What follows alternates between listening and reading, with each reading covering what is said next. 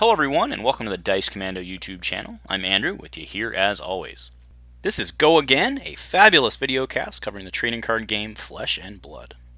This video and others like this one are possible thanks to viewers like you. Please show your support with a like and subscribe, and be sure to hit the bell notification icon so you don't miss any new videos. If you want to get involved with the channel, consider becoming a channel member. There are many benefits to channel membership, including access to our Discord, exclusive deck tech and strategy videos, and the opportunity to help create channel content. I want to sincerely thank all our channel members, as I truly couldn't do this without your support. You guys rock. Go Commando. Hello everyone, welcome to Dice Commando and Go Again, a fabulous cast. Thanks for joining me today. So yesterday concluded our Dice Commando Real Sealed virtual event, and in short what this was it was my first opportunity to play Arcane Rising Limited, in this case sealed, in a real format where we got to use real cards and open real packs. So that was very exciting, and in addition to having just a ton of fun, thank you everyone who took part in that, I also learned quite a bit. And what I wanted to talk to today was specifically taking some of those learnings and applying it to one of my favorite characters, Ranger.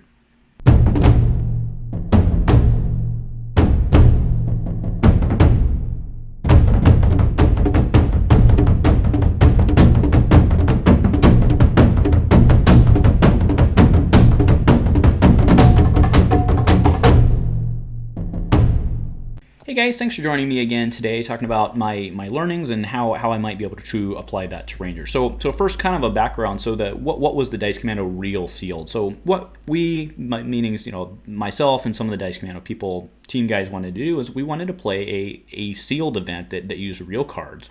The challenge, of course, we had is we're all across the globe. So what we did is I went out and I got 2 boxes of Arcane Rising from my LGS. It's actually the last 2. And, just a huge shout out to Gunga Games. You guys know that's where I get all of my product. That's where I got this product from. Just a reminder, you can use code Commando10 at checkout, not just on Fab Stuff, but on everything at their store. And these guys, again, they're my LGS, and they really go above and beyond to help support their players, right? We all know there's a shortage of Arcane Rising, even the Unlimited right now. And a lot of people are selling Unlimited for like 150 or more.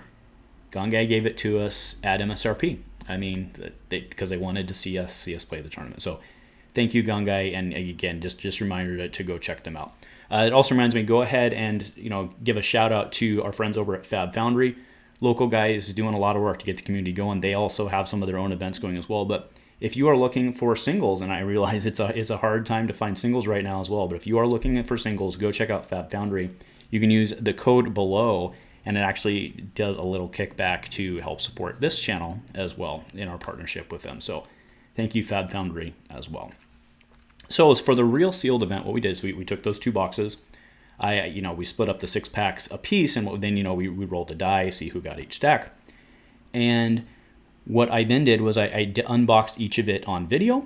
I sent each player their own individual video that only they had access to. So they could then go through that, and there'd be proof there was no shenanigans or anything happening.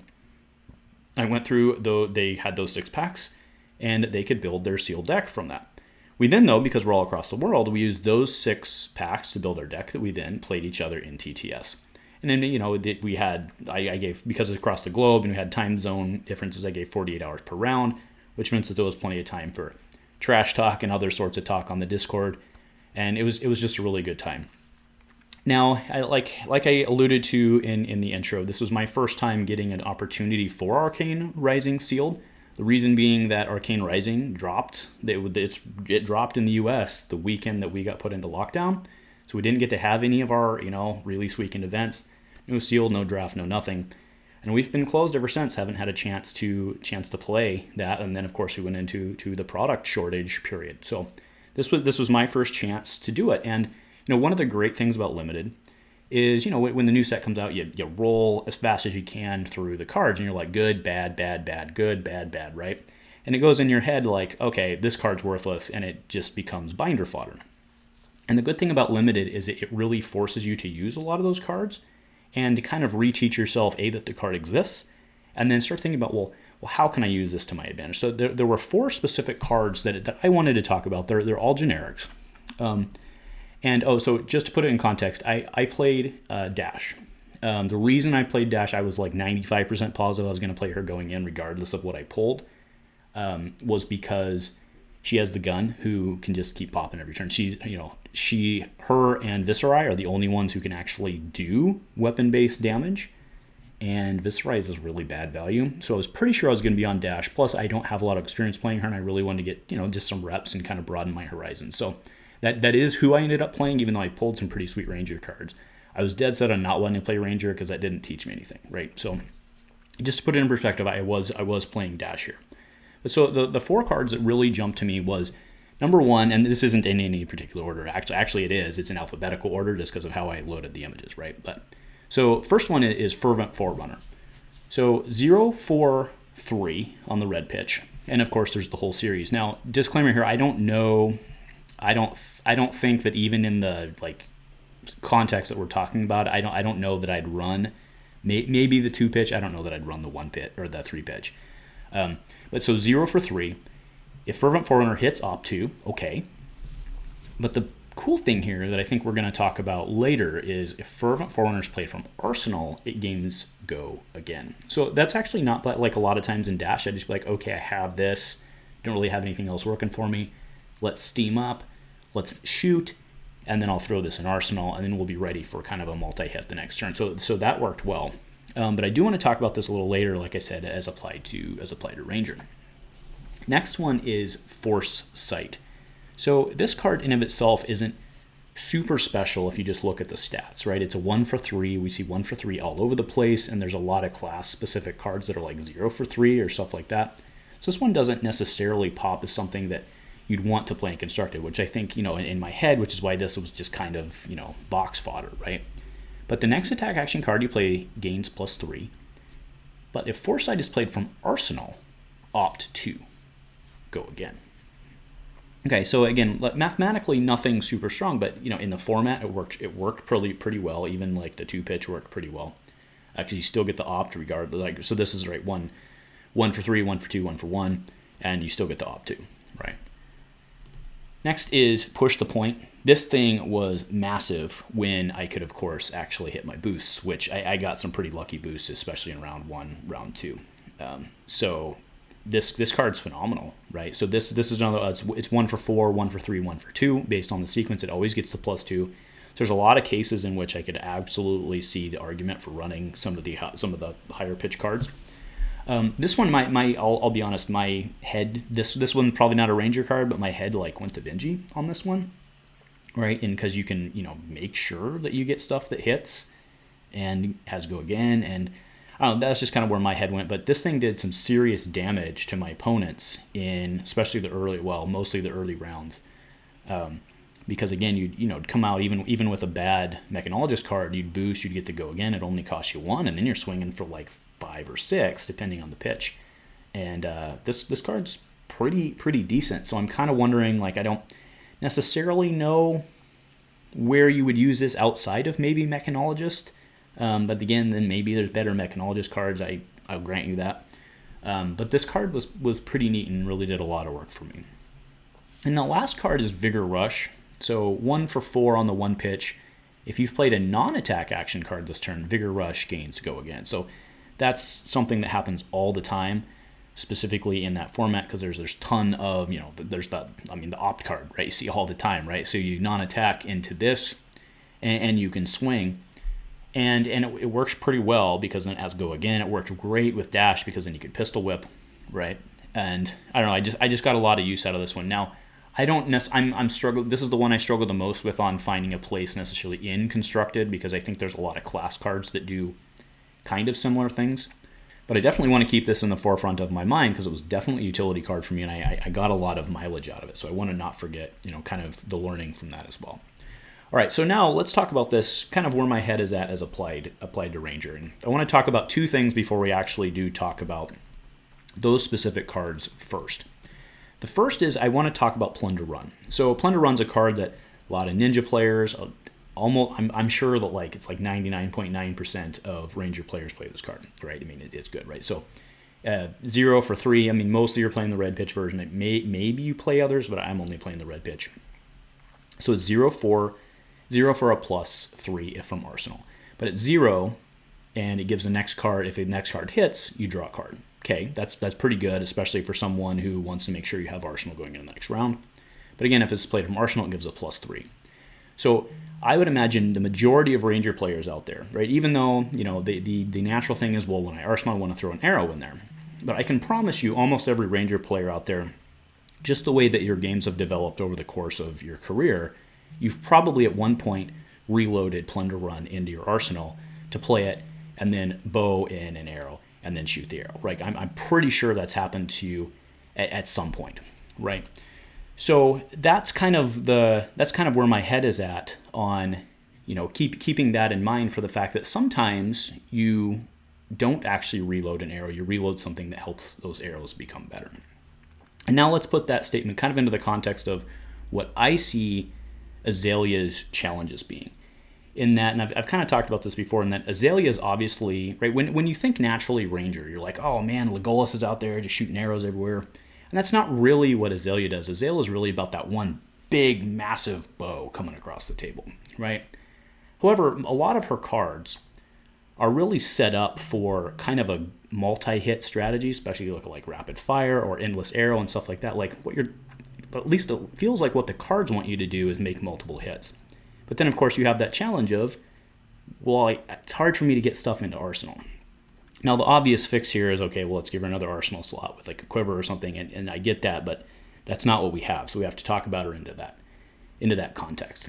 So when I think about a card like Fervent Forerunner, for example, this is where my head went here with, okay, so this one kind of fits the same mold as like a Plunder Run, only this one's going to help me facilitate more my multiple hit strategy, right? So, in my low profile, wide-ish deck, I'm using non-arrow attacks like Scar for a Scar, Ravenous Rabble. And I think this is another one that I would evaluate, because I could totally see, like, even in the weird case scenario, you take aim. Now, take aim only gives to an arrow. But you could take aim, reload Fervent Forerunner, pop out Fervent Forerunner, swinging for 3. Now, if it hits, okay, you get your opt, which maybe helps set up Azalea, so that's just a bonus at that point, but that's not really what you care about, right? You're just throwing out an attack, because it gets go again no matter what, right? And then you can redliner in a 0. Maybe you've got an extra pitch card to pitch in your hand. You probably don't, but you throw in an arrow, and then if this did opt, you're probably guaranteed to have an arrow, and you can throw another arrow and maybe you dominate. And you're not dominating for, only dominating for 4. Or sorry, in that case, it'd be 4 plus the take aim, for example. So yeah, that's 7. It's not too bad, right? So you're only dominating for 7 as opposed to, some other major hit. But that doesn't stink when you've been doing multiple attacks. So that one I like. And again, even if the dominate doesn't work out, you are setting up those multiple attacks and you're putting pressure on your opponent with lots of cards. So I think I'm going to be trying this in my deck. We'll see if it ends up clogging things up. It may just clog things up. I don't know. But I think it's an extra option for kind of that low profile go wide strategy. Now the card Foresight, which we talked about, I think this lends itself more towards the single arrow big shot strategy with Azalea. Now I want to be very clear about something. I don't think Azalea can go full all in on the big shot strategy, because if you're going to be doing some sort of like on turn off turn on turn off turn thing, like I don't think she can do it better than Guardian can. Right, or even some of the other classes out there, and yes, that's one of her challenges. But in terms of making sure you can get that big shot off, I really like Foresight, because you can kind of do something similar to what I talked about, right? You can, like, let's say you take aim, +3, throw this in Arsenal, play this from Arsenal, another +3, then you throw any arrow in all, or you throw anything in Arsenal at that point, right? But you get to opt your 2. So between that and your cross wrap, you have a pretty relatively good chance that you're going to get an arrow on top. Now, ideally, it would be something like a Remorseless or Red in the Ledger, which would be fantastic if you have 2 to pitch, which even, and again, just to put this in context, you could still run relatively low profile, because even if you're only dominating like an Endless Arrow or something like that as one of your many 0 for 4 options, you're then swinging for 10 with Dominate, just with the cards we mentioned. And that's not too shabby. And the thing is, that didn't require that much of a setup turn, because you have the ability to reload. So in a world where, again, we only have the one arsenal slot as of now with Ranger. And in a world where it becomes very difficult to load more than, well, it becomes difficult to load more than one, but in a world where it's virtually impossible to load more than 2 arrows per turn, it is realistically very difficult to do that. It's not impossible, but it's very difficult to do that, right?